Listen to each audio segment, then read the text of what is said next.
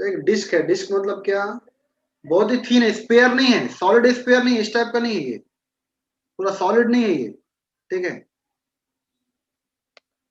तो ये एक आपका डिस्क है जो आपका 2 डायमेंशनली है, थीन है, पर पूरे सरफेस पर मास है, ठीक है। और जिसका रेडियस क्या दिया हुआ है आपका, रेडियस दिया है आपका 2r, फ्रॉम द सेंटर इसका रेडियस क्या है, 2r है, फ्रॉम द सेंटर इसका रेडियस 2r है। अब r रेडियस का, ठीक है, आप कट करके बाहर निकाल रहे हैं। r रेडियस मतलब क्या, यहां तक पूरा,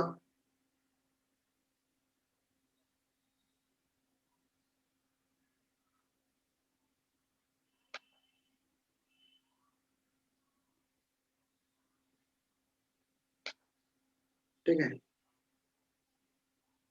तो ये जो रेडियस है यहां से थोड़ा छोटा बन गया, ये r रेडियस है, क्योंकि इसका डायमीटर क्या होगा, 2r। इसके लिए यहां से लेकर यहां तक डायमीटर क्या है, 2r है, क्योंकि रेडियस है यहां तक, पर यह r रेडियस हो गया, इसके लिए r रेडियस।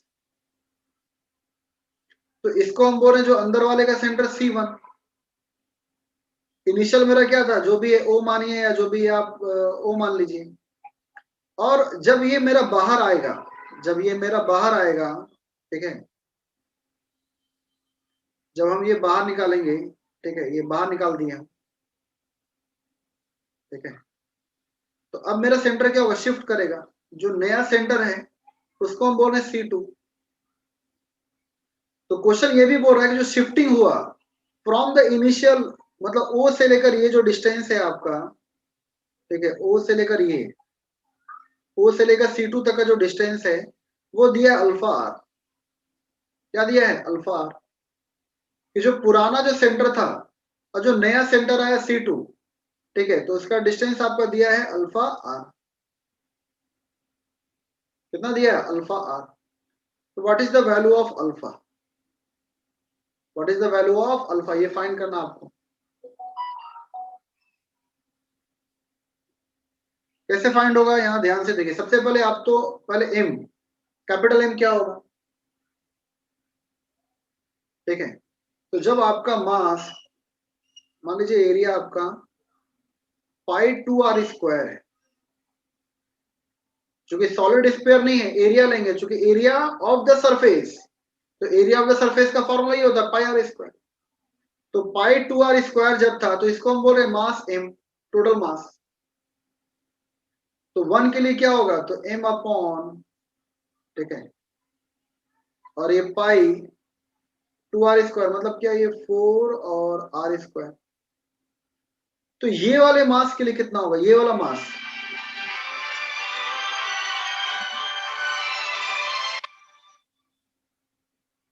एक सेकंड रुकिए।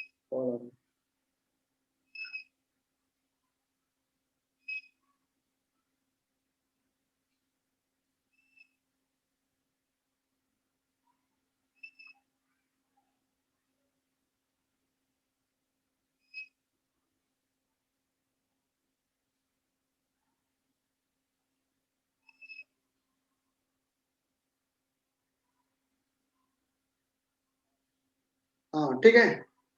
तो यहां पर इसका मास क्या होगा, इसका मास, ठीक है, इसका मास क्या होगा, हम इसको बोल रहे हैं m1, इसको हम क्या बोल रहे हैं, m1, जो कट करके बाहर निकाले। तो इसका एरिया क्या है, πr²। तो यहां पर क्या आएगा, m अपॉन 4πr² और इंटू πr²। तो πr² गेट्स कैंसल्ड, तो m1 का मास क्या है, m/4। मतलब जो m1 इज इक्वल टू, ये क्या है आपका, m/4 है, टोटल का 1/4। टोटल मास मतलब क्या, ये पूरा मास m, और ये जो आप कट करके बाहर निकाले m1, इसका मास क्या है, m/4 है, टोटल का 1/4। अब देखिए रिमेनिंग पोर्शन का मास क्या होगा,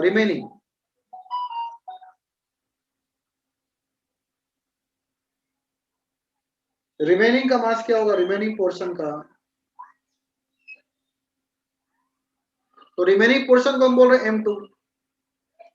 तो m2 क्या होगा, टोटल मास माइनस ये जो कट करके बाहर निकालेंगे, ये जो खाली हुआ, तो ये कट करके बाहर क्या निकाले हम, m/4। तो ये मास कितना बचेगा, ये मास, ठीक है, ये वाला मास कितना बचेगा, रिमेनिंग मास। तो ये क्या आएगा, 4m माइनस m, तो क्या आएगा 3m/4।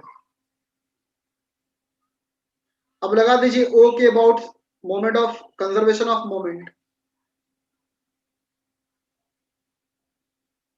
Conservation of moment about O, conservation of moment about the initial center of mass of the entire surface body। तो यहां देखिए पहले m1, जब m1 था तो m1 मतलब क्या, m/4 इंटू यहां से यहां परपेंडिकुलर डिस्टेंस क्या है, r है, प्लस माइनस लेना पड़ेगा। अब जो m2 remaining portion, m2 remaining portion क्या है, 3m/4, और ये परपेंडिकुलर डिस्टेंस, तो इसका परपेंडिकुलर डिस्टेंस दिया है अल्फा r, अपोजिट डायरेक्शन में नेगेटिव में जा रहे हैं, अल्फा r, कि भाई जो इनिशियल सेंटर ऑफ मास से लेकर नया सेंटर ऑफ मास का डिस्टेंस दिया है कितना है, अल्फा r है, और इज इक्वल टू m/0। ठीक है, इस पॉइंट पर पूरे बॉडी का मास क्या था, m, पर खुद से खुद का डिस्टेंस क्या होगा, 0 होगा। तो यहां से क्या आएगा, m/4 mr/4 is equal to 3m/4 alpha r। तो यहाँ से mr और यहाँ से mr क्या हुआ, कैंसल, यहाँ से 4 और 4 क्या हुआ, कैंसल, तो अल्फा इज इक्वल टू क्या आएगा, 1/3। अल्फा इज इक्वल टू क्या आएगा, 1/3। Alpha is equal to what, 1/3। समझ में आया सभी को, बताइए। उनका कहीं ना कहीं सेंटर ऑफ मास आएगा, ट्राइंगल सिस्टम है, मतलब 3 मास आपका ट्राइंगुलर फॉर्म में अरेंज है, तो वहां पर सेंटर ऑफ मास क्या होगा, उसके अकॉर्डिंग आएगा। आपने कल देखा क्या कि एक कोन है, ठीक है, एक कोन है यहाँ पर, और यहाँ पर एक स्फीयर रखा हुआ है, तो ये भी एक मास है, मान लीजिए m1, इसका भी एक मास होगा m2, तो इसका भी कहीं ना कहीं आपका सेंटर ऑफ मास लाइज करेगा। स्क्वायर है, 4 मास डिफरेंट है, यहाँ पर, यहाँ पर, यहाँ पर, यहाँ पर, ठीक है, तो डिफरेंट कोऑर्डिनेट निकालकर आपने निकाला, ये अगर m1 है, ये अगर आपका m2 है, ये अगर आपका m3 है, ये अगर आपका m4 है, जो भी वैल्यू दिया है, m1 का 1 kg है, इसका 2 kg, इसका 3 kg, इसका 4 kg, तो ऐसे भी क्वेश्चन हम लोगों ने किया कि हर एक का कोऑर्डिनेट निकाला, फिर आपको पता है क्या, m1x1 प्लस m2x2 अपॉन जितना भी है m3x3 प्लस m4x4 और upon m1 plus m2 plus m4। उस तरह यहाँ पे y कोऑर्डिनेट भी आएगा, तो क्या आएगा, m1y1 प्लस m2y2, ये भी आपने किया है ऐसे क्वेश्चंस भी। अब देखिए, लेकिन जो मोमेंट है, सेंटर ऑफ मास, सिर्फ मास के टर्म में नहीं निकलता, एरिया के टर्म में भी निकलता है, ठीक है। तो कभी कभी जेडबल नीट में जो टफ क्वेश्चन होते हैं वो एरिया के टर्म में रहता है, ठीक है। जनरली तो आप ये जानते हैं कि भाई जो भी ट्राइंगल है, यहाँ पर अगर मास है, ठीक है, ये m1 है, ये m2 है, m3, तो इसका मतलब कहीं ना कहीं सेंटर ऑफ मास यहाँ पर आएगा। सेंटर ऑफ मास आना मतलब क्या, इसका x बार और ये y बार, ठीक है। तो आपको तीनों का x कोऑर्डिनेट निकालना पड़ेगा, ये x1 y1, x2 y2 और ये x3 y3, जो आपने किया है। जिस तरह यहाँ पर 4 कोऑर्डिनेट आएगा, x1 x2 x3 x4, y1 y2 y3 y4, तो यहाँ सेंटर ऑफ मास आपने 2 निकाल लिए, x बार और y बार। उस तरह यहाँ भी आएगा m1 x1 plus m2 x2 plus m3 x3 और upon m1 plus m2 plus m3। उस तरह y1 के टर्म में क्या आएगा, m1 y1 plus m2 y2 plus m3 y3, ठीक है, और upon m1 plus m2 plus m3। ये था आपका सेंटर ऑफ मास। पर कभी कभी क्वेश्चन आपका एरिया के टर्म में होता है, क्योंकि मास जो मोमेंट का फॉर्मूला है, ठीक है, मोमेंट का फॉर्मूला क्या है, इन टर्म्स ऑफ मास भी है, इन टर्म्स ऑफ फोर्स भी है। तो फोर्स का जो मोमेंट होगा, फोर्स इनटू परपेंडिकुलर डिस्टेंस, उसे हम लोग बोलते हैं टॉर्क, वो रोटेशनल में काम। यहाँ पर आपका मोमेंट ऑफ एरिया और मोमेंट ऑफ मास बहुत इंपॉर्टेंट, तो एरिया के टर्म में कैसे क्वेश्चन सॉल्व करना है, अगर आपका टफ क्वेश्चन आया तो उसके लिए थोड़ा ध्यान से देखिए। यहाँ पर सबसे पहले हर एक का एरिया आपको पता होना चाहिए, ठीक है। सेंटर ऑफ मास कहाँ पर होता है, एग्जांपल के तौर पर देखिए। पहला, अगर आपका रेक्टेंगल है, क्या है रेक्टेंगल, ध्यान से देखते जाइए, पहले फॉर्मूला बता रहे हैं। तो इसका क्या होगा, जहां दो डायगोनल इंटरसेक्ट होगा वहां क्या होता है, सेंटर ऑफ मास। कोई भी रेक्टेंगुलर बॉडी है तो सेंटर ऑफ मास कहां पर होगा, जहां पर दो डायगोनल इंटरसेक्ट करे,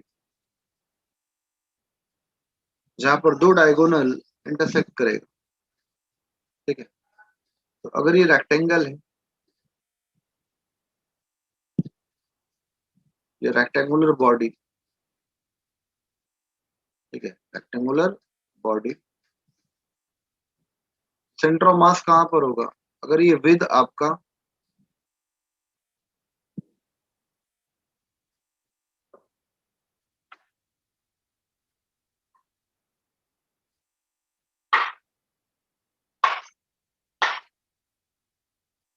तो अगर ये मान लीजिए आपका ये वाई है और ये अगर आपका एक्स है, तो ये कितना होगा, इसका सेंटर ऑफ मास का कोऑर्डिनेट क्या होगा, x/2 कॉमा y/2, क्या होगा, x/2 कॉमा y/2, x/2 और y/2। जितना भी हॉरिजेंटल है बिल्कुल हाफ होगा, और ये जितना वर्टिकल है तो इसका भी क्या होगा, हाफ। तो अगर आपका x है तो ये x/2 और ये y है तो y/2। तो ये रेक्टेंगुलर बॉडी का सेंटर ऑफ मास यहाँ लाइज करता है, ठीक है, सेंटर ऑफ मास। दूसरा, अगर स्क्वायर है, ठीक है, तो स्क्वायर के लिए भी आपको पता ही है, अगर स्क्वायर है तो यहाँ सेंटर ऑफ मास कहाँ होगा, तो जहां दो डायगोनल आपका इंटरसेक्ट करेगा,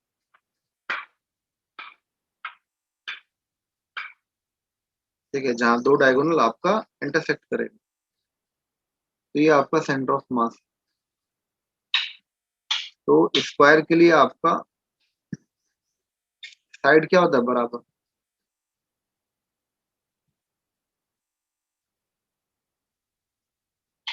तो अगर ये ए है और ये अगर ए, तो इसका क्या होगा, a/2 और a/2। सेंटर ऑफ मास का कोऑर्डिनेट क्या होगा, a/2 और a/2। एरिया आपको पता है, क्योंकि यहाँ एरिया काम आएगा हर जगह। तो एरिया पता है आपको, साइड का स्क्वायर, यहाँ आपको पता है एरिया,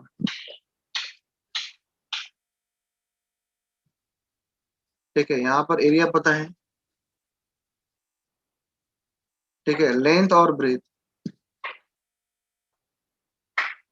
लेंथ और ब्रेथ मतलब क्या, x/y, x/y,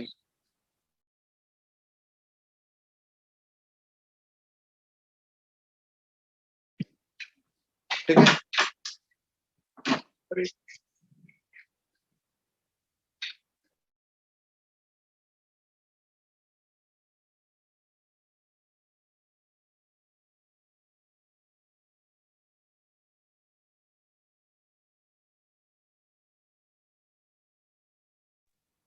ठीक है,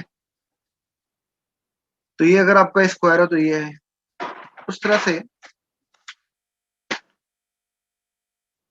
क्या बोल रहे, अगर ट्राइंगल है,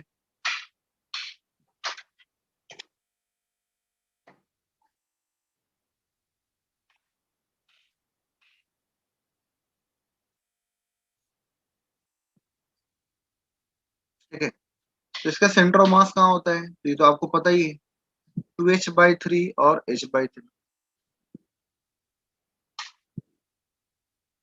जहां पर तीन मीडियन इंटरसेक्ट करता है वहां पे सेंटर ऑफ मास लाइज करेगा, जहां पर तीन मीडियन इंटरसेक्ट करेगा वहां पर आपका सेंटर ऑफ मास होगा। तो हमेशा याद रखना है कि जो ऊपर से ये डिस्टेंस है और ये जो नीचे से डिस्टेंस आएगा सेंटर ऑफ मास का, और ये अगर टोटल हाइट आपका h है,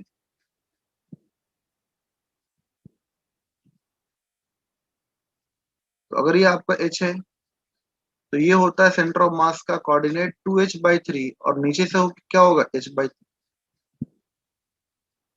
कहां पर होगा 2h/3 और h/3, हमेशा याद रखना है। एरिया आपको बताने का जरूरत नहीं है, ठीक है। अगर ये आपका बेस है, बेस ऑफ ट्राइंगल, ये बी है, एरिया आपको पता है, area is equal to half base और into height. Area is equal to what, half base into height. पर अगर वही आपका राइट एंगल ट्राइंगल है, तो ये बहुत इंपॉर्टेंट है, राइट एंगल ट्राइंगल याद रखना है कि अगर आपका राइट एंगल ट्राइंगल है,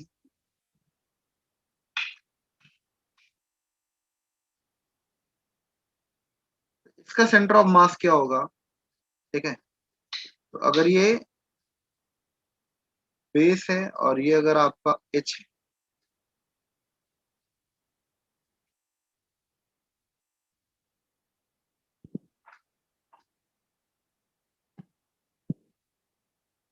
ठीक है, अगर ये आपका बेस है और ये अगर आपका एच है, तो सेंटर ऑफ मास कहां पर होगा, देखिए यहाँ पर ध्यान से,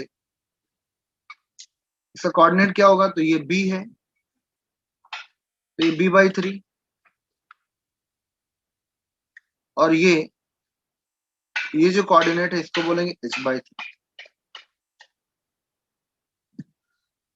और हमेशा याद रखिएगा x मतलब क्या, y से दूरी, देखिए ये y, इसका x कोऑर्डिनेट मतलब क्या, y से दूरी, और y मतलब क्या, x से दूरी। y मतलब क्या, जो h/3 है कहां से है, फ्रॉम x, ठीक है, फ्रॉम x।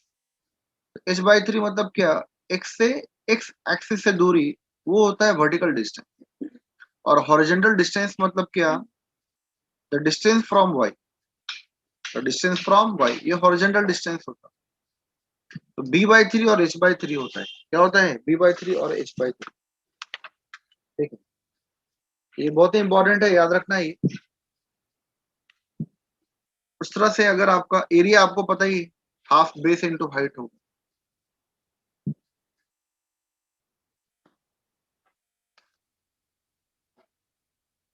फिफ्थ क्या है आपका, अगर सर्कल है तो सर्कल बजाने का जरूरत नहीं है आपको, जहां पर दो डायमीटर इंटरसेक्ट करेगा वो क्या होगा,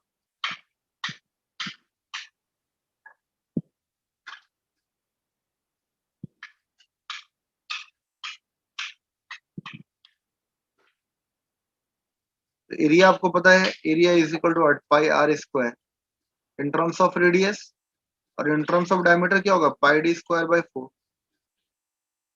πd²/4। और यहाँ पे क्या होगा, तो जहां पर दो डायमीटर इंटरसेक्ट करता है, ठीक है। सिक्स के अगर सेमी सर्कल है, सेमी सर्कल इंपॉर्टेंट है, देखिए ध्यान से यहाँ,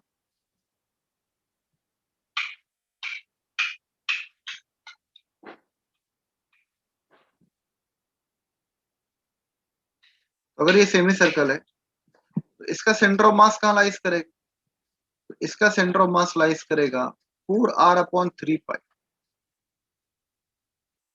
4r/3π ऊपर, कहाँ लाइज करेगा, याद रखिएगा हमेशा, from the centre, from the centre 4r/3π ऊपर लाइज करेगा, जो इसका सेंटर ऑफ मास होगा 4r/3π। एरिया आपको बताए, एरिया क्या पता है, πr²/2, half of the total area, πr², ठीक है। इसका डेरिवेशन भी है, ठीक है, ये 4r/3π कहाँ से आया, with the help of moment of inertia. पर ये सब आपके सिलेबस में कुछ भी नहीं है, जब आप इंजीनियरिंग करेंगे तो एक सब्जेक्ट है इंजीनियरिंग फिजिक्स, ठीक है, और बेसिक मैकेनिकल, तो जब आप ये पढ़ेंगे तो उसमें आपका ये सब डेरिवेशन आप पढ़ेंगे इंजीनियरिंग में। अभी आपको कुछ भी मतलब नहीं है, थोड़ा सा फॉर्मूला बस याद रखना है, इसे भी सर्कल में सेंटर ऑफ मास लाइज करता है 4r/3π ऊपर। और लास्ट देखिए, अगर क्वार्टर सर्कल, ठीक है, क्या है, अगर आपका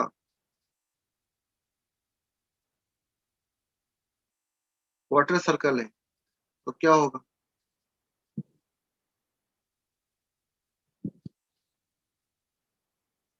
तो अगर ये हाफ सर्कल है तो यहाँ पे क्या होगा, तो ये 4r/3 पाई यहाँ से y से दूरी, और फ्रॉम x 4r/3 पाई दूर, तो ये भी कितना होगा 4r, जो भी रेडियस है r 4r/3 पाई, और ये भी जो डिस्टेंस होगा फ्रॉम द x वो क्या होगा 4r/3। एरिया आपको पता है, area can be written as 1/4 pi r square, 1/4 pi r square. तो ये इतना बेसिक है, ठीक है, ये आपको पता होना चाहिए। अब क्वेश्चन कैसे आता है थोड़ा यहाँ देखिए ध्यान से, ठीक है। इन टर्म्स ऑफ एरिया क्वेश्चन कैसे आप सॉल्व करेंगे, ठीक है, क्वेश्चन कैसे सॉल्व करना है, तो ये आप हमेशा याद रखिएगा।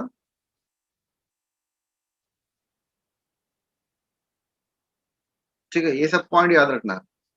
अब देखिए फॉर्मूला क्या बनेगा, तो अगर आपका दो डिफरेंट एरिया ऐड किया जा रहा है, डिफरेंट आइडिया एरिया मतलब क्या, मान लीजिए एक ही रेक्टेंगल है और यहाँ पर एक रेक्टेंगल को ऐड किया गया, तो सेंटर ऑफ मास कहाँ पर होगा, तो यहाँ जहां भी एक्स बार आएगा, ठीक है, इसमें दो टू डायमेंशनल बॉडी, तो x bar is equal to क्या होगा a1x1 प्लस a2x2। उस तरह अगर और एरिया है तो ये ऐड होगा अपॉन a1 प्लस a2। उस तरह y बार क्या होगा, तो y bar is equal to a1 y1, ठीक है, plus a2 y2 upon a1 plus a2। ये फॉर्मूला है जब दो डिफरेंट स्ट्रक्चर को ऐड किया जाए, जोड़ा जाए, ठीक है, तो यहाँ पर ये फॉर्मूला है। उस तरह से अगर कुछ कट किया जाए, कट किया जाए मतलब क्या, पहले एक रेक्टेंगल था और उसमें से ये पार्ट कट होकर बाहर निकल रहा है, ठीक है, ये कट होकर बाहर निकल रहा है। पहले एक आपका सर्कल था, उसमें से एक पार्ट कट होकर बाहर निकल रहा है, तो फॉर्मूला यहाँ पे क्या होगा, x bar is equal to a1x1 minus a2x2, और जितना भी है minus a3x3 upon a1 minus a2 minus a3, अगर जो और है तो ऐसा चलता रहे। इस तरह y बार क्या लिखेंगे, तो y bar is equal to what a1 y1 minus a2 y2 upon a1 minus, अगर और है तो चलता रहेगा, यहाँ भी चलेगा। तो जहां भी आपका स्ट्रक्चर कट किया जाए, एक पार्ट में से कुछ पार्ट बाहर निकाल रहे हैं, एक रॉड से कुछ पार्ट कट कर रहे हैं, एक स्क्वायर से कुछ स्क्वायर कट कर रहे हैं, एक स्पेयर से कुछ स्पेरिकल पोर्शन आप रिमूव कर रहे हैं, तो वहां पर फॉर्मूला होता है a1x1 minus a2x2 minus a3x3 upon a1 minus a2 minus a3। पर जहां भी स्ट्रक्चर को ऐड किया जाए, ठीक है, दो स्पेयर को, दो रेक्टेंगल को, रेक्टेंगल प्लस स्पेयर को, तो जहां भी डिफरेंट स्ट्रक्चर को ऐड किया जाए फॉर्मूला वहां पे होता है a1x1 plus a2x2 upon a1 plus, ठीक है। अब हम लोग क्वेश्चन करते हैं कि कैसा ये क्वेश्चन आता है। ध्यान से देखिए, बहुत ही इंपॉर्टेंट कंसेप्ट है। एक ही क्वेश्चन करेंगे आज, और एक क्वेश्चन आपको होमवर्क दिया जाएगा, क्योंकि फिर क्वेश्चन आता है इस टाइप का कि कारपेंटर ने, क्वेश्चन क्या है कि carpenter has designed this structure with the help of different structure, different portion of geometrical structure। तो उसने क्या लिया कि आपका सबसे पहले क्वेश्चन डायग्राम देखिए,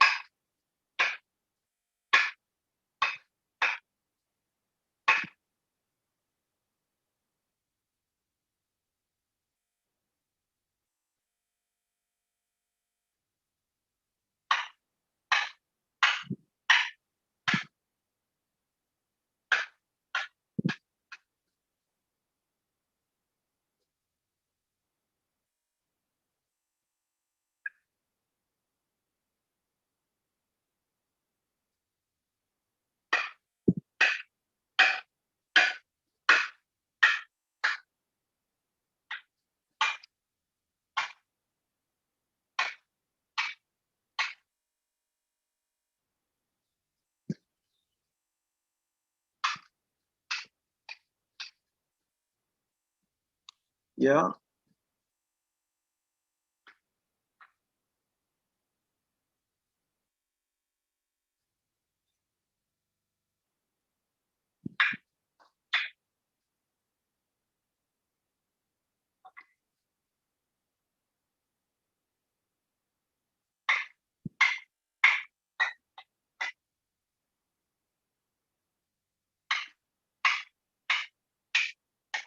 ठीक है। तो एक कारपेंटर ने एक पहले रेक्टेंगुलर वुडन ब्लॉक लिया, समझिए क्वेश्चन। एक रेक्टेंगुलर वुडन ब्लॉक लिया, तो उसमें से ये पार्ट कट करके बाहर निकाल दिया। राइट एंगल ट्राइंगल है क्या, ये राइट एंगल ट्राइंगल। ठीक है, इतना पार्ट कट करके बाहर निकाला और एक सेमी सर्कुलर पोर्शन कट करके रिमूव किया।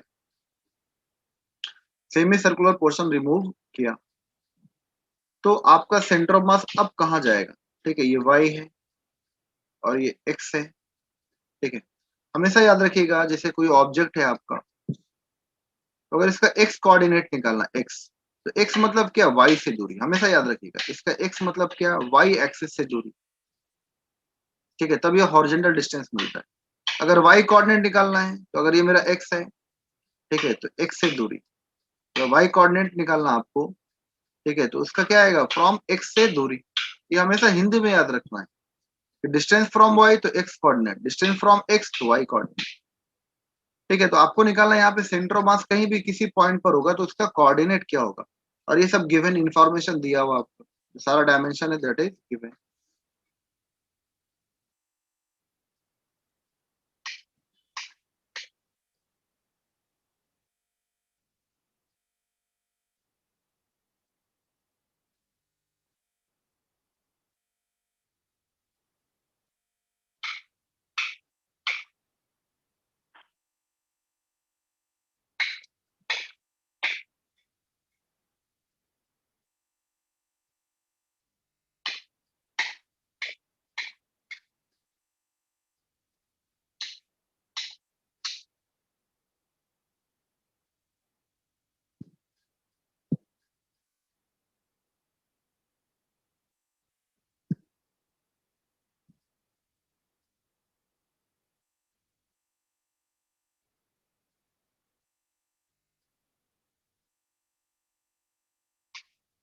ये डायमेंशन आप लीजिए क्या,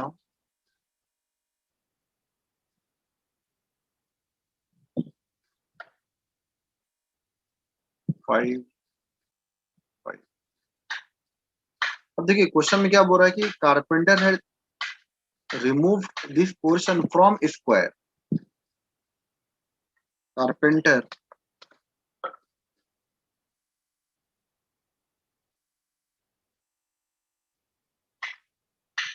कारपेंटर रिमूव्ड, ठीक है,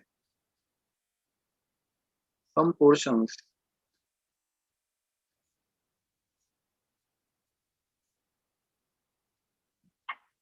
a carpenter removed some portions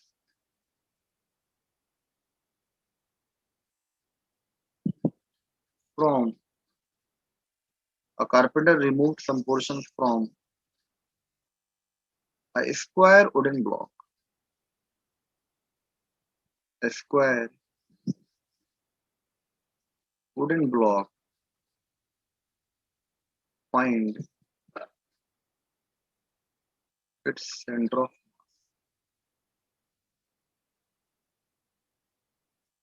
find its center of mass। ये क्वेश्चन है आपका। स्क्वायर है तो आपको जो रिमेनिंग डायमेंशन है वो आपको समझ जाना है। स्क्वायर मतलब क्या, सभी तरफ जो आपका डिस्टेंस होगा वो क्या होगा, बराबर होगा। तो कैसे सॉल्व करेंगे, तो यहाँ समझिए पहले कैसे सॉल्व करेंगे। हर एक स्ट्रक्चर का अलग अलग आपको निकलना पड़ेगा। तो आप बेहतर है कि एक बॉक्स बना ले। बॉक्स बनाना मतलब क्या, देखिए यहाँ पर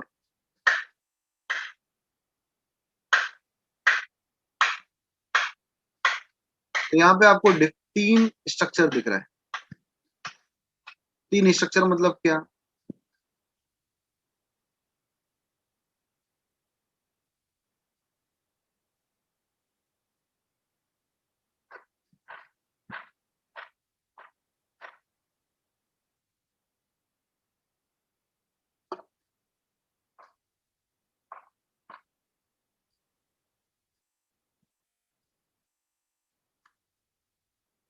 ठीक है, इसको हम बोले 1। इस राइट एंगल ट्राइंगल, ये राइट एंगल है, 90 डिग्री बन रहा है। क्या बन रहा है? 90 डिग्री। इसको हम बोल रहे हैं 2, और इसको हम क्या बोल रहे हैं? 3। क्या बोल रहे हैं? 3। तो सबसे पहले तो स्क्वायर जो है इसको दे दीजिए शेप, फिर हम निकालेंगे एरिया, फिर हर एक शेप का एक्स कोऑर्डिनेट क्या है और हर एक का वाई कोऑर्डिनेट क्या है। ठीक है, और ये क्या आएगा आपका एरिया, मतलब क्या? सेंटीमीटर। ये सारा क्या आपका सेंटीमीटर में, क्या ये सेंटीमीटर में।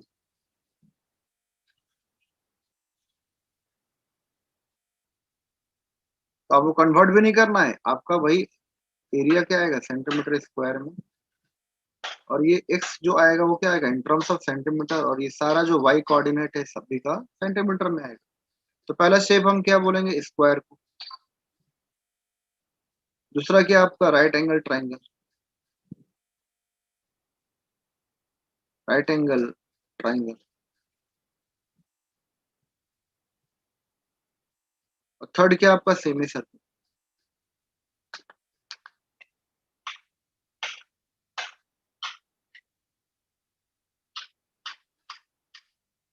थर्ड क्या आपका? Semi circle. सबसे पहले देखिए एरिया, एरिया ऑफ स्क्वायर क्या होगा? यहाँ क्या होगा? 20 का स्क्वायर, इसको बोल रहे A1। और A1 का वैल्यू क्या होगा? 20 का स्क्वायर मतलब क्या? 400 सेंटीमीटर स्क्वायर। लिखने का जरूरत नहीं, ऊपर लिखा हुआ है।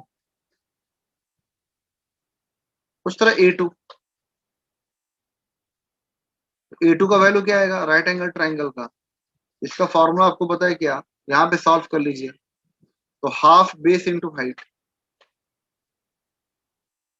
ठीक है, हाफ बेस और इंटू हाइट। सॉल्व कैसे करेंगे? यहाँ देखिए ध्यान से, हाफ बेस। अब बेस कितना होगा आपको ध्यान देना है। तो ये जब 14 है, जब क्वेश्चन में ऑलरेडी ये मेंशन है कि भाई ये स्क्वायर है, क्या ये स्क्वायर? तो ये बचा कितना? 6। कितना बचा? 6। ठीक है, क्या बचेगा? ये 6। तो ये आपका ट्राइंगल है, ये इस टाइप का। तो ये वाला बेस होगा और ये क्या होगा? हाइट होगा। क्या होगा? ये हाइट। तो हाफ बेस मतलब क्या? 6। तब जाकर ये 20 होगा, स्क्वायर बनेगा। स्क्वायर मतलब क्या? साइड बराबर। ठीक है, तो हाफ बेस और इंटू हाइट। तो हाइट क्या होगा? 4। यहाँ से कितना होगा? 2 टू द 4, और ये क्या आएगा? 12। 12 centimetre square. Semi circle. Semi circle का फॉर्मूला पता है आपको? इसको हम बोलेंगे A3। वैल्यू चाहिए ना आपका A1 A2 A3, तो वैल्यू निकालना पड़ेगा। A3 का वैल्यू क्या आएगा? तो A3 is equal to what? Pi r square by 2। Pi r square by 2। ठीक है, तो पाई का वैल्यू क्या होगा? ठीक है, पाई का वैल्यू पाई के टर्म में भी रख सकते हैं, लास्ट में कॉमन लेके कट हो जाएगा, क्योंकि आपको पता ऊपर भी A1 होता और नीचे भी A1 A2 A3 होता है। तो पाई को टर्म में छोड़ देंगे ताकि हम कॉमन लेके कट कर दे। ये भी दिमाग लगाना है, ये नहीं कि हम पाई का कॉम्प्लेक्स मल्टीप्लाई कर। अब देखिए आर यहाँ पर क्या होगा? सबसे पहले आपको पता होना चाहिए कि ये वाला जो डिस्टेंस है ये क्या होगा फिर। अगर ये मेरा स्क्वायर बनाना है, ये 5 और ये 5, तो ये क्या होगा? 10 सेंटीमीटर। कितना होगा? 10 सेंटीमीटर। तो ये तो सेमी सर्कल का डायमीटर हो गया ना, ये सेमी सर्कल का ये डायमीटर हो गया 10। रेडियस क्या होगा? 5 सेंटीमीटर। रेडियस क्या होगा? 5 सेंटीमीटर। तो यहाँ क्या आएगा? पाई आर स्क्वायर, 5 का स्क्वायर क्या होगा? 25/2। ठीक है, क्या होगा आपका? 25/2, क्योंकि 10 centimetre is what the diameter for the semi circle. आपको रेडियस का स्क्वायर करना, पाई आर स्क्वायर बाय 2। तो 5 का स्क्वायर 25/2, तो क्या आएगा? 12.5 और इंटू पाई, क्या आएगा? Into pi. ये निकल गया A3। तो आपने सभी का, सभी शेप का, डिफरेंट स्ट्रक्चर का एरिया निकाल लिया। अब आपको निकालना एक्स और वाई। तो आपका इजी सॉल्व हो जाएगा। अब थोड़ा ध्यान से देखिए, एक्स और वाई निकालना मेन यही तो है, मेन तो आपको एक्स और वाई ही सॉल्व करना।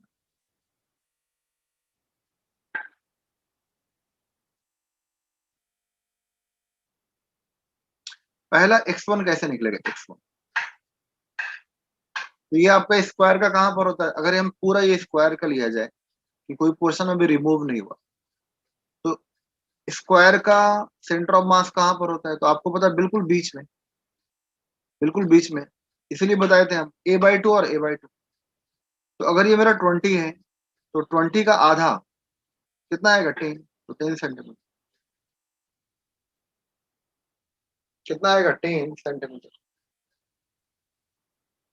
ठीक है, तो ये मेरा कितना आएगा, बिल्कुल हाफ, 10। और इसका y1 कितना आएगा, तो y1 भी कितना आएगा, ये पूरा 20, तो यहाँ पर आएगा बिल्कुल बीच। स्क्वायर का हमने बताया a/2 और a/2 बताया आप। तो यहाँ भी साइड ऑफ स्क्वायर क्या होता है, सेम, तो यहाँ भी क्या आएगा, 20 का हाफ कितना आएगा, 10। पहला इजी। अब थोड़ा x2 देखिए, राइट एंगल ट्राइंगल, थोड़ा यहाँ ध्यान से देखिए, टाइम कम है। ये है मेरा राइट एंगल ट्राइंगल, थोड़ा समझते जाइए। और ये मेरा है x, ये तो मेरा y है। तो ये राइट एंगल ट्राइंगल का अगर हमको निकालना है पहले, ठीक है, x, सबसे पहले ये डिस्टेंस कितना होगा, तो ये आपको पता है कितना है, ये 6 है, तो ये क्या होगा, 6/3। ये कितना होगा, 6/3। आपको पता है जो भी ये हाइट होता है b/3, और ये क्या होगा, h/3। ये कितना होता है, h/3। ठीक है, तो यहाँ पर अगर बेस है आपका 6, तो क्या आएगा, 6/3 मतलब क्या है, ये क्या है, 2।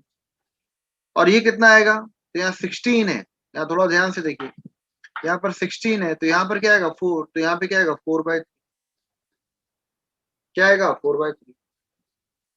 अब आपको निकालना है एक्स कोऑर्डिनेट, क्या निकालना है, एक्स कोऑर्डिनेट। तो एक्स मतलब क्या होता है, डिस्टेंस फ्रॉम, ठीक है, अगर आपको निकालना है एक्स, तो एक्स मतलब क्या, distance from y, distance from y. तो इसका डिस्टेंस फ्रॉम वाई कितना आएगा, तो ये जो पार्ट है, ये 16, 20 - 16 कितना आएगा, 4। तो ये जो होगा यहाँ पर, वो क्या होगा आपका, 4/3 होगा। क्या होगा, 4/3। तो यहाँ डायरेक्ट डिस्टेंस फ्रॉम वाई मतलब क्या, 4/3। इसको जो भी सॉल्व करेंगे 1.33 आएगा, या जो भी है आपका। ठीक है, तो कितना आएगा, 4/3 मतलब क्या, 1.33, 1.33 ये आएगा। अब लेकिन इसका y कोऑर्डिनेट क्या होगा, बहुत ही इंपॉर्टेंट है। तो y मतलब क्या होता है, डिस्टेंस फ्रॉम x। y मतलब क्या होता है, डिस्टेंस फ्रॉम x, बहुत ही इंपॉर्टेंट है ये। y मतलब क्या, डिस्टेंस फ्रॉम x। y मतलब क्या, डिस्टेंस फ्रॉम x। तो डिस्टेंस यहां से ये डिस्टेंस कैसे निकलेगा, देखिए ये तो आपको पता है, ये 2 है, 6/3। और ये आपको पूरा पता है 20। भाई ये साइड ऑफ स्क्वायर है, ये पूरा मिलाकर क्या आएगा, 20 आएगा। ये पूरा मिलाकर क्या आएगा, 20। तो ये जब पूरा मिला है तो ये कितना है, 20। और 20 माइनस, जब ये कर देंगे 2, तो ये पूरा निकल जाएगा कि ये जो सेंटर ऑफ मास है राइट एंगल ट्राइंगल का, उसका डिस्टेंस फ्रॉम एक्स, इसी को तो बोलते हैं वाई कोऑर्डिनेट, कि कितना ऊपर है मेरा सेंटर ऑफ मास। ठीक है, वर्टिकल वर्टिकल डिस्टेंस देखना है, कितना मेरा ऊपर है सेंटर ऑफ मास। तो ये मेरा 20, और ये हमको पता है कि भाई ये जो भी मेरा बेस है 6, तो 6/3 कितना है, 2। तो 20 - 2 करेंगे तो क्या आएगा, ये मेरा y2 आया, और ये कितना आया, 18 आया। तो इसलिए इंपॉर्टेंट है याद रखना है कि डिस्टेंस फ्रॉम एक्स और डिस्टेंस फ्रॉम वाई। तो एक्स मतलब क्या, डिस्टेंस फ्रॉम वाई, डायरेक्ट आया 4/3। ठीक है, ये 16 था, ये बचा कितना, 4, तो ये 4/3 आया। पर ये कितना आएगा, तो ये 2, 20 - 2 कर देंगे तो ये डिस्टेंस निकल जाएगा। ठीक है,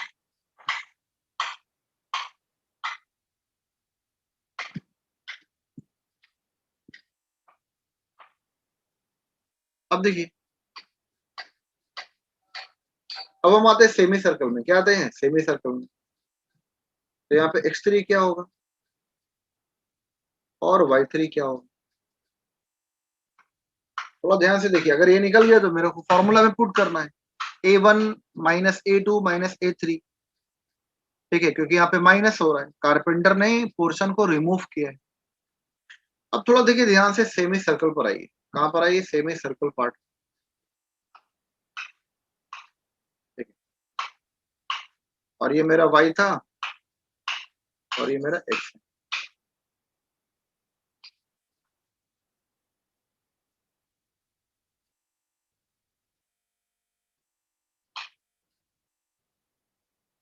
ये मेरा सेमी सर्कल है जिसका रेडियस क्या है? 5 सेंटीमीटर। तो सबसे पहले सेंटर ऑफ मास आपको पता है कहां पर होगा सेंटर ऑफ मास? तो ये 4r/3 पाई, अभी हम बताए थे। अगर सेमी सर्कल इस टाइप का है तो फ्रॉम सेंटर कितना होगा? 4r/3 पाई। अगर सेमी सर्कल इस टाइप का है तो कहां पर होगा? 4r/3 पाई, 4r/3 पाई, ठीक है। तो 4r/3 पाई, तो वैल्यू पुट कर दीजिए। तो 4 आर का वैल्यू, क्या है? 5 और अपॉन 3 पाई, तो यहाँ क्या आएगा? 20/3 पाई, ठीक है। इसको सॉल्व करना पड़ेगा। तो कितना आएगा आपका? 3 ले रहे हैं, अप्रॉक्स 9.42। तो ये आएगा आपका 20 और डिवाइडेड बाई 9.42, तो ये आपका आ रहा है, ठीक है। ये आ रहा है आपका 2.12। कितना आ रहा है? 2.12। तो ये डिस्टेंस निकल गया कि इसका सेंटर ऑफ मास कहां पर है? 2.12। अब देखिए मेरा x3 मतलब क्या? डिस्टेंस फ्रॉम y, बहुत इंपॉर्टेंट है। डिस्टेंस फ्रॉम y, यहां से यहां तक का डिस्टेंस चाहिए। ये मेरा y है और ये मेरा x है। तो इसका डिस्टेंस y से कितना दूरी पर है? इसको बोलते हैं हॉरिजॉन्टल डिस्टेंस। इसका सेंटर ऑफ मास y से कितना दूर है? इसको बोलते हैं x coordinate, horizontal distance from the origin. क्योंकि ये मेरा ओरिजिन था, तो horizontal distance from the origin, ये कितना डिस्टेंस आएगा? तो कैसे निकलेगा? तो ये पूरा हमको पता है 20, ये पूरा हमको पता है क्या? 20 साइड ऑफ स्क्वायर, और 20 माइनस 2.12, 20 माइनस ये हमको पता है ये वाला लेंथ कितना निकल गया? तो 2.12। इसको सॉल्व कर दीजिए, कितना आएगा? 17.88। कितना आएगा? 17.88। So this is the x coordinate. Y coordinate कितना होगा? अब ध्यान से देखिए, डिस्टेंस फ्रॉम एक्स, इसको बोलते हैं वाई कोऑर्डिनेट। क्या बोलते हैं? Distance from x. तो ये सिंपली कितना होगा? यहां देखिए ध्यान से, ये आपको पता है कि ये 10 था पहले, तो ये ऊपर 5, तो ये नीचे भी क्या आएगा? 5, और यहां से डिस्टेंस दिया हुआ है 5। देखिए यहाँ पर, ये यहां से यहाँ डिस्टेंस कितना दिया हुआ? 5, और ये इसका जो सेंटर आएगा बिल्कुल क्या आएगा? सेंटर पर आता है। 5 इधर 5 इधर, तो अगर ये पूरा 10 है तो इसका सेंटर कहाँ पे लाइज करेगा? 5 सेंटीमीटर। रेडियस कहाँ पे लाइज करेगा? 5 सेंटीमीटर, 5 सेंटीमीटर, ठीक है। तो ये अगर 5 है तो ये वाला अगर 5 है और यहाँ से 5 दिया हुआ है, तो 5 प्लस 5, ठीक है, 5 और ये प्लस 5 कितना आएगा? 10। तो डायरेक्ट क्या आ गया आपका? 10 सेंटीमीटर। क्या आ गया? 10 सेंटीमीटर। तो ये सारा वैल्यू आपके पास पता चल गया, ठीक है। अब यहाँ पर आपको निकालना है सेंटर ऑफ मास।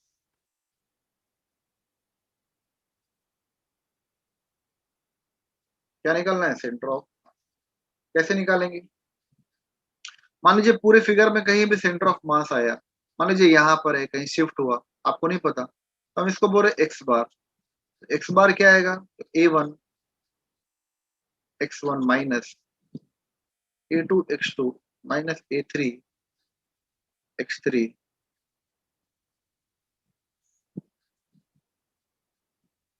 और अपॉन A1 माइनस A2 और माइनस A3। उस तरह से y बार क्या आएगा? सारा वैल्यू पुट कर दीजिए, सारा वैल्यू आपके पास। उस तरह y बार क्या आएगा? तो A1 और y1 minus A2 Y2 minus A3 Y3 और upon A1 minus A2 minus, सारा वैल्यू पता है, ये तो आप सॉल्व कर सकते हैं क्योंकि टाइम भी नहीं है। ठीक है, इतना सॉल्व कर लीजिएगा। A1 का वैल्यू कितना है 400, x1 मतलब क्या, ये लेना आप। फिर A2 का वैल्यू कितना है 12, तो यहाँ 12 और x2 का वैल्यू ये लेंगे। फिर A3 का वैल्यू ये है और अपॉन ये, तो यहाँ भी आपका पाई का मल्टीप्लाई करना पड़ेगा क्योंकि हर में पाई नहीं है, आप कॉमन ही ले सकते। ठीक है, तो पाई का मल्टीप्लाई कर ही दीजिएगा, 12.5 इंटू पाई और अपॉन ये उस तरफ फिर y1, तो यहाँ पर A1 और ये y1 यहाँ है, A2 और y2 यहाँ है और A3 और y3 यहाँ पर। तो इसका आपका कोऑर्डिनेट निकल जाएगा कि कहाँ पर सेंटर ऑफ मास आएगा, कहाँ पर सेंटर ऑफ मास आएगा। हम भी सॉल्व करके आपको एक फिक्स वैल्यू भेज देंगे। ठीक है, अभी ग्रुप में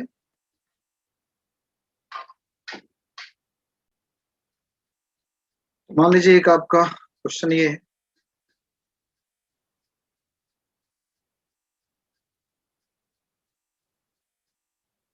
कि पहले आपका एक स्क्वायर है,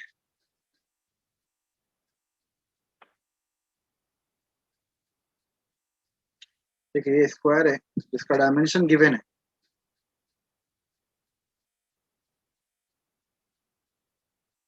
इसका डायमेंशन आपका गिवन है।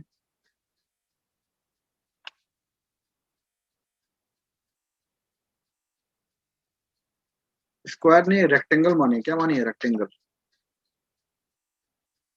स्क्वायर में तो बहुत इजी क्वेश्चन हो जाएगा, एक रेक्टेंगल है।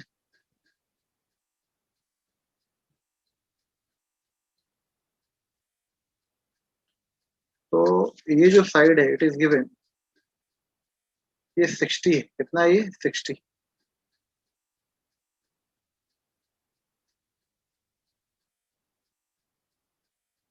ये 60 सेंटीमीटर।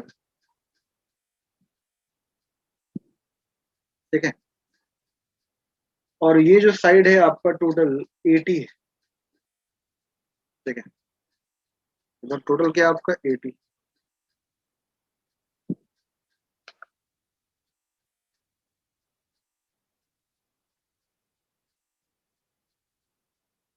तो ये आपका 80 सेंटीमीटर। अब इसमें से कुछ पार्ट कट करके बाहर निकाल रहे हैं आप। ठीक है, कुछ पार्ट कट करके बाहर निकाल रहे हैं आप। कौन सा पार्ट, तो ये जो पार्ट है, ठीक है, ये पार्ट कट करके बाहर निकाल दिया।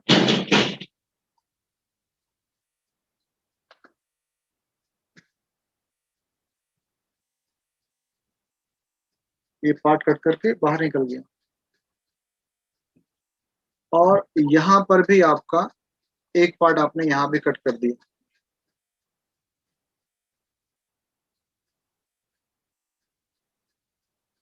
ठीक है, यहाँ भी कट कर दिया।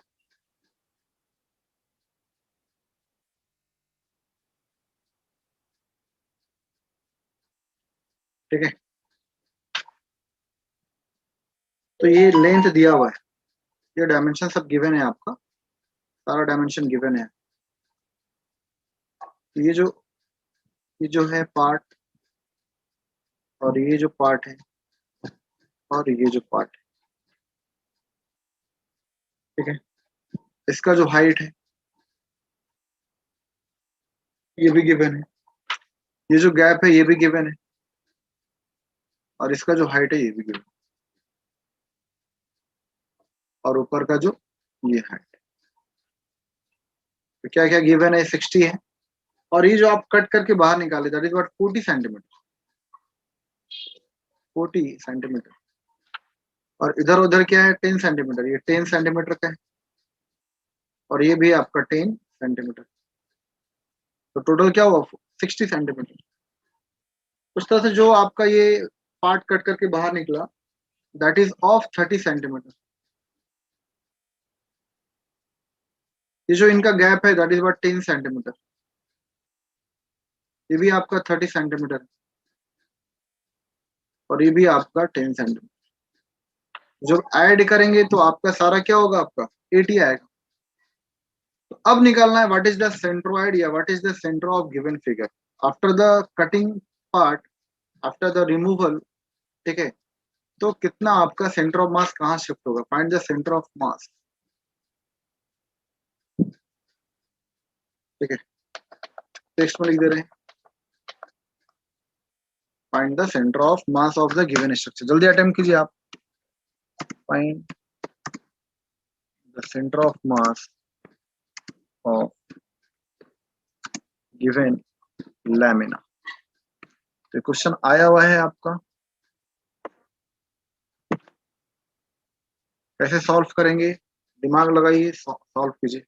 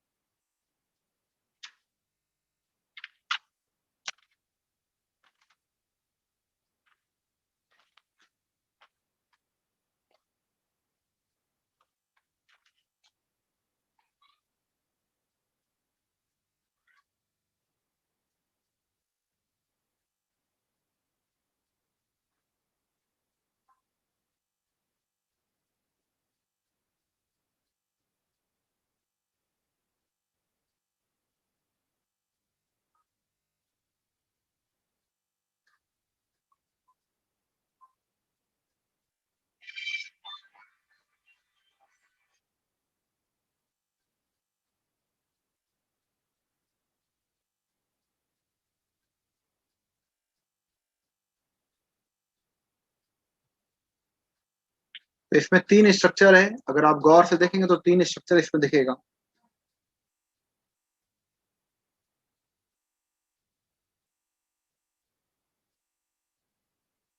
तो आप इस एक्सिस को मान लीजिए एक्स, क्या मान लीजिए एक्स,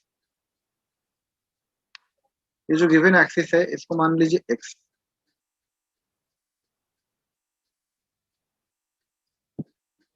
और ये जो गिवन एक्सिस है इसको क्या मान लीजिए वाई,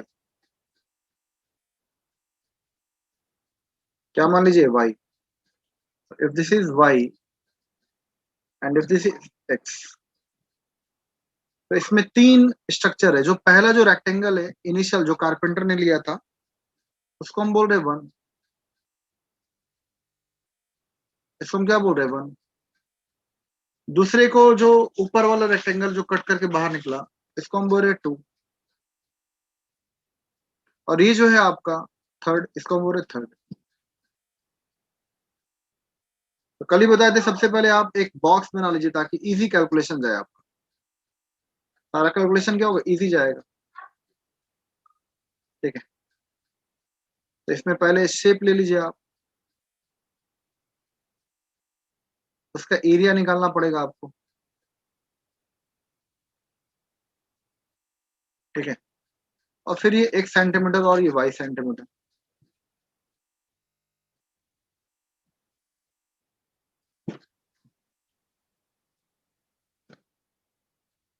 ठीक है, तो डिफरेंट शेप्स, उसका एरिया, और एरिया क्या आएगा in terms of centimetre square, in terms of centimetre square. हर एक का एक्स कोऑर्डिनेट क्या होगा इन टर्म्स ऑफ सेंटीमीटर, अगर फिगर सेंटीमीटर में तो सेंटीमीटर, अगर मिलीमीटर है तो मिलीमीटर में, और अगर ये वाई है तो y in terms of centimetre क्या होगा। सबसे पहला देखिए, जो पहला है फर्स्ट रेक्टेंगल,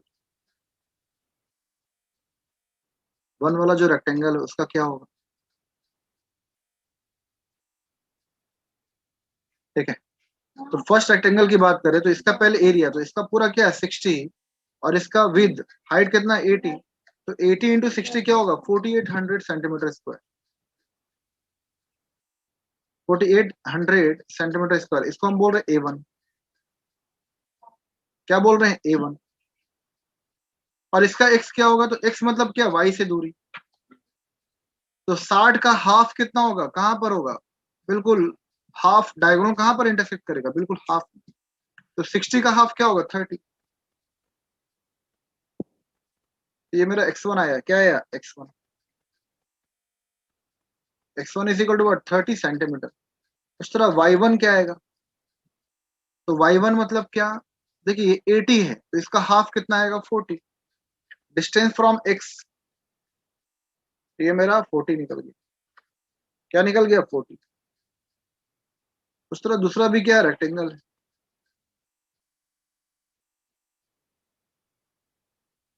इसका एरिया, इसका एरिया क्या, 40।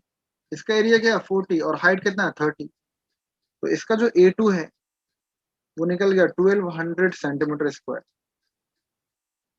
इसका x2 क्या होगा, ध्यान से देखिए, x2 मतलब क्या, डिस्टेंस फ्रॉम y। तो डिस्टेंस फ्रॉम y मतलब क्या, देखिए यहाँ पर ये 10 है, और ये 40 का हाफ क्या होगा, 20। ये पूरा क्या है, 40 है, तो 40 का हाफ क्या होगा, 20। तो 20 प्लस 10 क्या आएगा, 30। और ऐसे भी पता है 60 का हाफ कितना होगा, 30, यहाँ से भी ये 60 का हाफ क्या होगा, 30, बिल्कुल बीच में। ठीक है, तो x2 क्या आएगा आपका, 30 सेंटीमीटर। और y2 क्या आएगा, तो y2 इज इक्वल टू, ध्यान से देखिए, डिस्टेंस फ्रॉम x। तो ये देखिए पहले 30 है, तो 30 का हाफ कितना हुआ, 15। ये 30 है तो 30 का हाफ कितना हुआ, 15।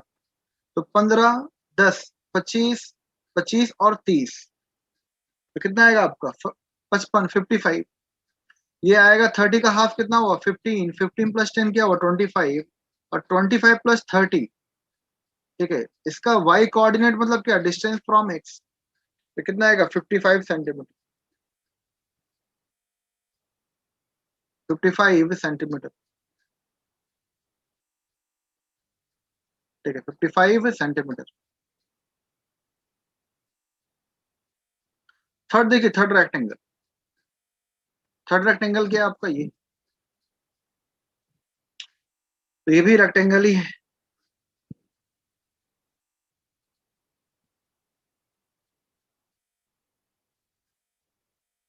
ठीक है, तो इस रेक्टेंगल का एरिया ए थ्री क्या होगा,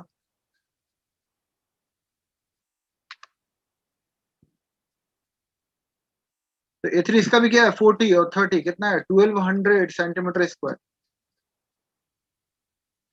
अब देखिए इसका एक्स कोऑर्डिनेट क्या होगा, तो यही सेम। ठीक है, ये बिल्कुल सिमेट्रिकल लाइन है। तो इसका भी सेंटर, इसका भी सेंटर, इसका भी सेंटर क्या होगा, 60 का हाफ क्या होगा, 30 पे होगा। यहाँ से भी देख सकते हैं 40 का हाफ क्या होगा, 20। 40 का हाफ 20, और 20 प्लस 10 क्या आएगा, 30।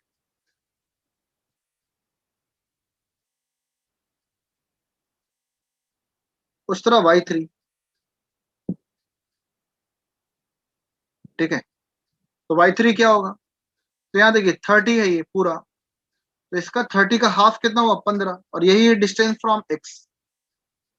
डिस्टेंस फ्रॉम x, तो ये 50। ठीक है, तो यहाँ से x बार क्या आएगा, मान लीजिए पूरे सेंटर ऑफ मास x बार है, तो फॉर्मूला आपको पता है क्या, A1 x1 minus A2 x2 minus A3 x3। ठीक है, जहां भी स्ट्रक्चर कम हो रहा है, कट हो रहा है, तो वहां पर माइनस होता है, अगर ऐड होता है तो यहाँ पे प्लस होता है, A1 minus A2 minus A3। इसमें वैल्यू पुट कर दीजिए। A1 का वैल्यू क्या है, 4800। x1 का वैल्यू क्या है, 30। A2 का वैल्यू ये है, x2 का वैल्यू ये है, A3 का वैल्यू ये है। तो यहाँ से x बार आएगा, x बार आपको सॉल्व करके बताइए कितना आएगा। y बार उसी तरह क्या आएगा, A1 y1 minus A2 y2 minus A3 y3, और upon A1 minus A2 minus A3।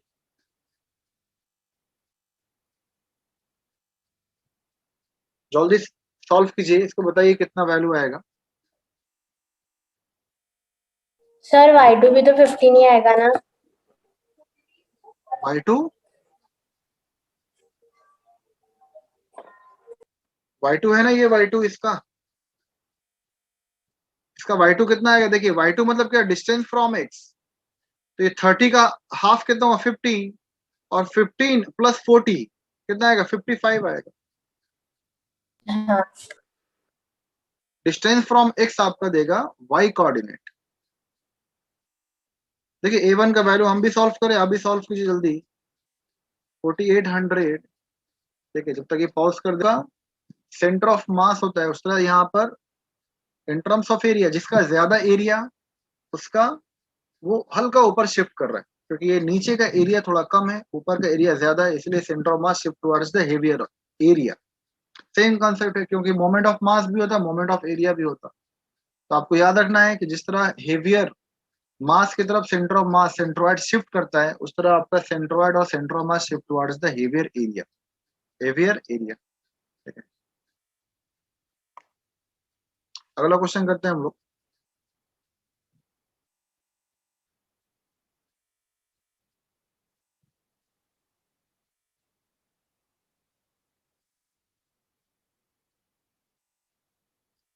एक क्वेश्चन कीजिए जो एंट्रेंस का आया हुआ है।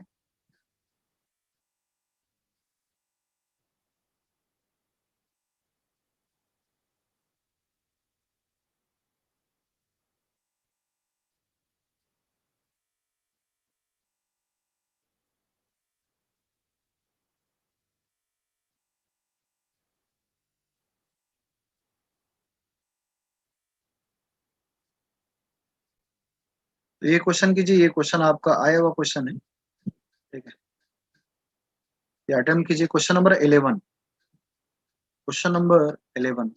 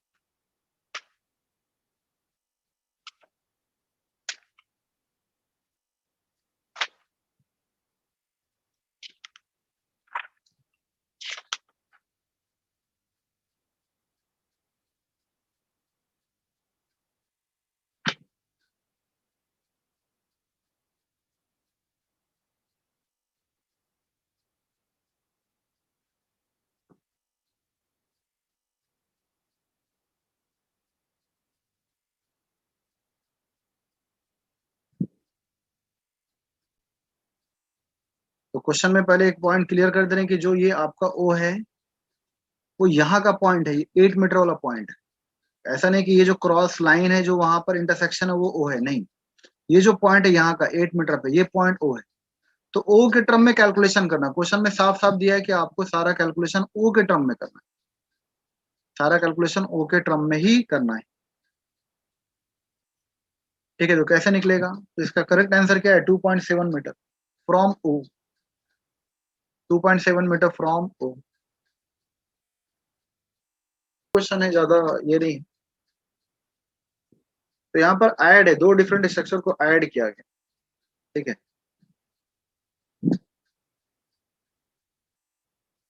दो डिफरेंट स्ट्रक्चर को ऐड किया गया।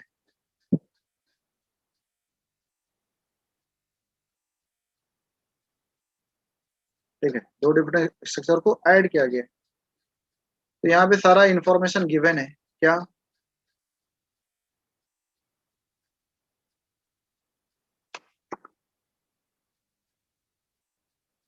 ये जो आपका डायमेंशन है दिस इज 8 मीटर, ये जो है ये भी दिया है 2 मीटर। ठीक है, इधर भी आपका 3 मीटर और ये भी आपका 3 metre.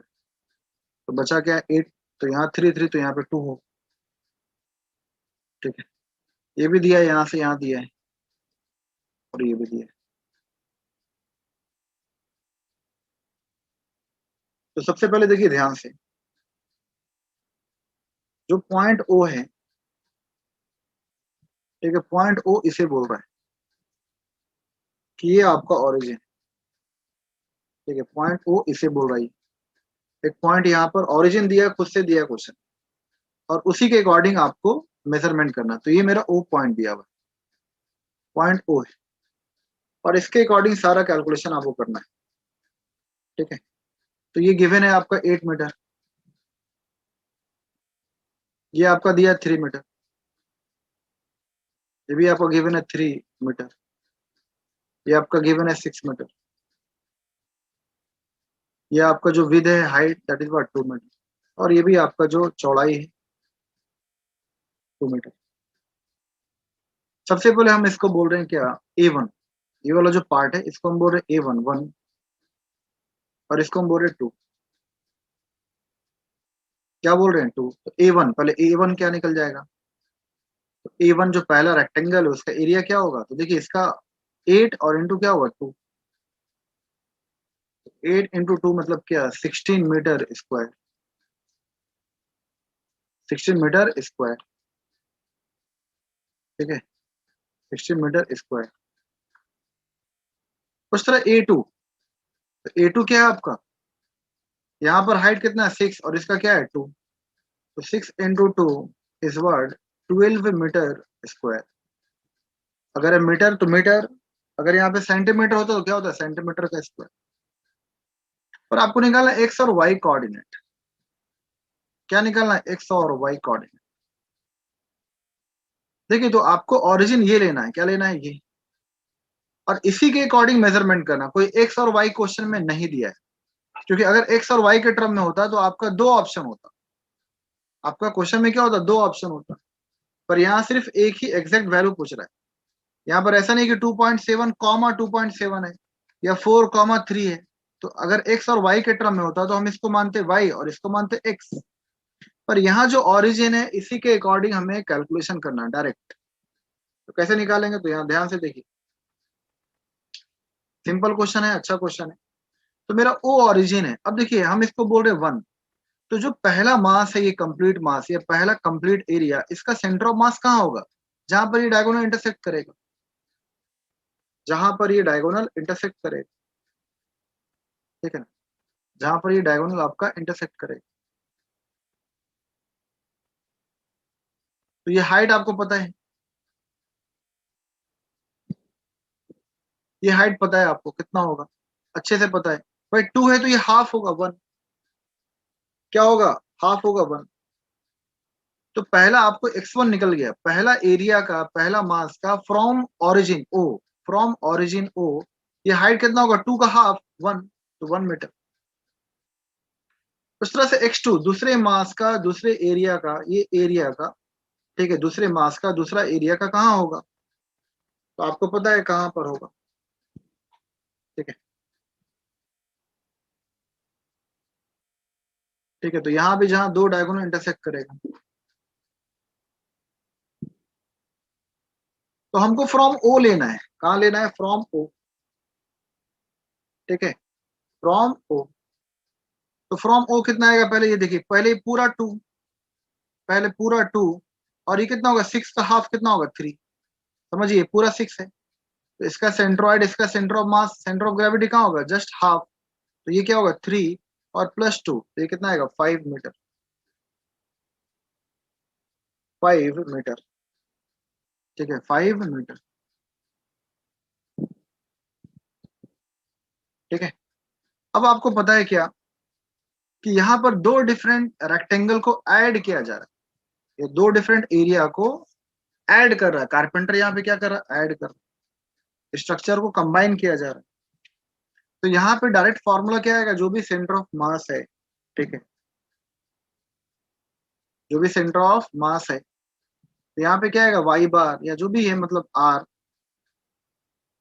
Is equal to, formula क्या आएगा, A1, और इसको आप बोलिए x1 बोलिए या y1 बोलिए, अब बेहतर है कि y1 बोलिए, क्योंकि ऑन द y, ठीक है, ये x कोऑर्डिनेट क्या होगा, 0, तो इससे अच्छा हम क्या बोल रहे हैं, इसको y बोल दे रहे हैं।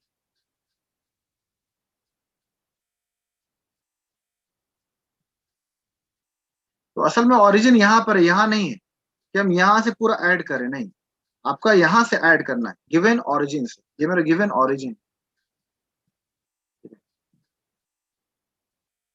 Given origin.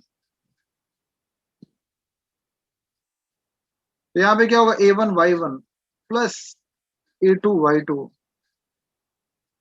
और upon A1 plus A2, add होगा, यहाँ पर माइनस नहीं होगा, तो यहाँ पे कितना आएगा, सेंटर ऑफ मास, तो 16 इंटू 1 प्लस 12 इंटू 5 और अपॉन 16 प्लस 12, तो 12 पर 12 इंटू 5 क्या होगा, 60 प्लस 16, ये होगा 26, और अपॉन क्या होगा, 16 प्लस 2 28, ये आएगा आपका कटने के बाद कितना आएगा, 19/7, कितना आएगा, 19/7, ठीक है। तो यहाँ से कितना आएगा आपका 2.7 मीटर, और आपको यहाँ पे लिखना पड़ेगा क्या, कि फ्रॉम ओ, कहाँ से है ये, फ्रॉम ओ, मतलब 2.7 मीटर नीचे, देखिए 2.7 मतलब क्या है, देखिए ये 2 है और 0.7, मतलब जो ओरिजिनल सेंटर ऑफ मास है यहाँ पे, जो ओरिजिनल सेंटर ऑफ मास है यहाँ पर, ठीक है, ये आपका सेंटर ऑफ मास, ये क्या आपका actual centre of mass, actual centre of mass find, ठीक है, कैसे, देखिए ये 2 है, फ्रॉम ओ ये 2, और 0.7 थोड़ा इसके 0.7, अच्छा ऐसा क्यों है, क्योंकि ऊपर का एरिया ज्यादा है, आप देखिए 8 इंटू 2 क्या है, 16, और नीचे का एरिया क्या है, नीचे वाले मास का नीचे वाला एरिया क्या है, मास कम एरिया कम, तो centre of mass what, shift towards the heavier portion, ठीक है। तो ज्यादा मास का डिफरेंस नहीं है, अगर ज्यादा मास का डिफरेंस होता तो बिल्कुल ऊपर ही होता, पर यहाँ पे 16 और यहाँ पे 12 है, तो आपको पता एरिया के टर्म में मास को भी डिफाइन कर सकते हैं आप सेंटर ऑफ मास में, तो ऊपर का एरिया ज्यादा है, इसलिए सेंटर ऑफ मास क्लोजर है, फर्स्ट बॉडी के क्लोजर है,